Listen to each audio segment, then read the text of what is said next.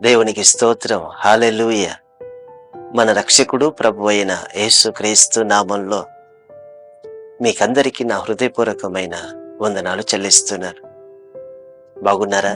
ప్రతిరోజు దేవుని యొక్క వాక్యాన్ని చదవండి. దేవుని వాక్యం ద్వారా బలపడండి.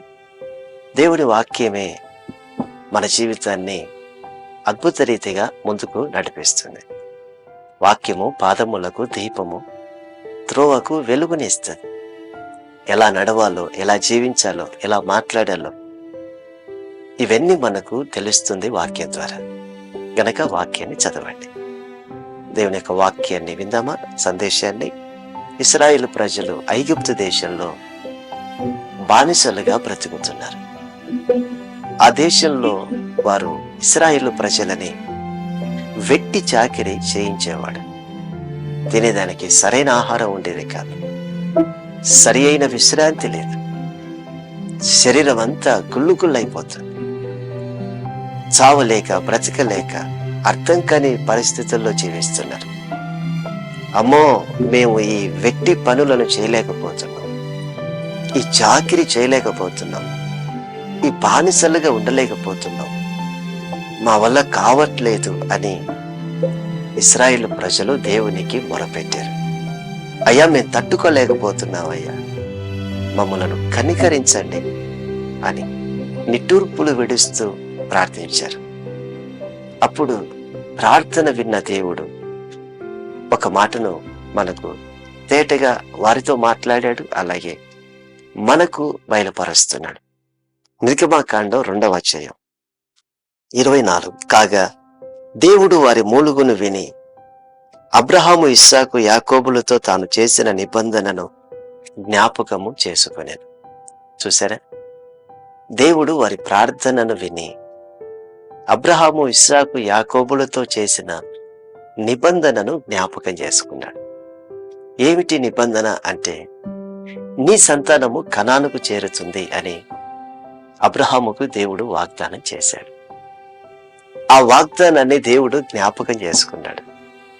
అలా కనానుకు చేరాలి అంటే బానిసలుగా ఉంటే చేరరు కదా.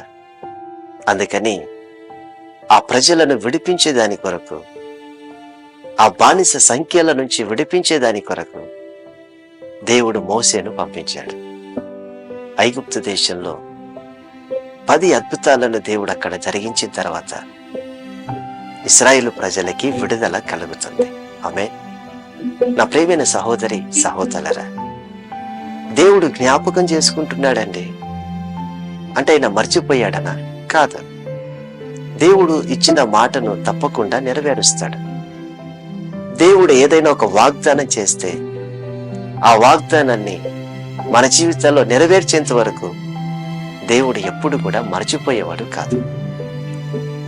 మనుషులలాగా మాటను మార్చేవాడు కాదు. మనుషులలాగా అబద్ధాలు చెప్పేవాడు కాదు. మనుషులలాగా వాయిదాలు వేసేవాడు కాదు. దేవుడు మాట ఇస్తే తప్పకుండా నెరవేరుస్తాడు. బైబిల్ గ్రంథంలో ఎంతో మందికి దేవుడు వాగ్దానం చేశాడు. ఎంతో మందికి దేవుడు మాట ఇచ్చాడు. ఆ మాట ప్రకారంగా, చేసిన వాగ్దానం ప్రకారంగా వారి జీవితాల్లో కార్యాలు జరిగాయి. చాలా మంది బాధపడుతుంటారు. అయ్యా, గత సంవత్సరాలలో దేవుడు మాకు మాట ఇచ్చాడయ్యా, వాగ్దానం చేశాడయ్యా, ఇంకా మా జీవితాల్లో నెరవేర్చబడలేదు, దేవుడు మర్చిపోయాడేమో అని ఇచ్చిన వాగ్దానాన్ని బట్టి, చేసిన వాగ్దానాన్ని బట్టి, ఇచ్చిన మాటను బట్టి ఇంకా జరగలేదని నిరుత్సాహపడేవారు చాలా మంది ఉన్నారు.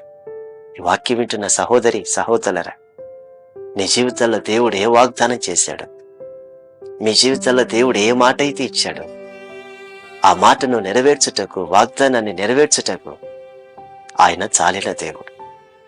వాగ్దానాన్ని నెరవేర్చుటకు కొంత సమయం ఆలస్యం కావచ్చు, కానీ చేసిన వాగ్దానాన్ని మర్చిపోవటకు ఆయన అపతీకుడు కాదు. అబ్రహాము జీవితంలో వాగ్దానం చేశాడు. 25 సంవత్సరాలకి దేవుడు కుమారునిచ్చాడు. హన్నాకి దేవుడు మాట ఇచ్చాడు, మాటను నెరవేర్చాడు. ఇలా ఒకరికి కాదు, ఇద్దరికి కాదు, ఎంతో మందికి దేవుడు వాగ్దానం చేశాడు, తప్పకుండా నెరవేర్చాడు. మరి మీ జీవితాల్లో దేవుడు చేసిన వాగ్దానాన్ని ఎప్పటికి కూడా మర్చిపోడు.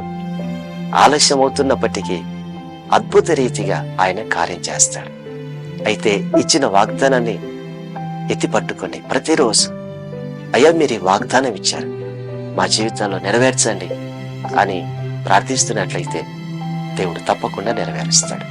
కృంగిపోక, నిరుత్సాహపడక, మాట ఇచ్చిన దేవుడు మనిషి కాదు అని గమనించి, ఆయన మాట కొరకు ప్రాణం పెట్టిన వాడని గమనించి ఇచ్చిన వాగ్దానం ప్రకారంగా ప్రార్థించండి.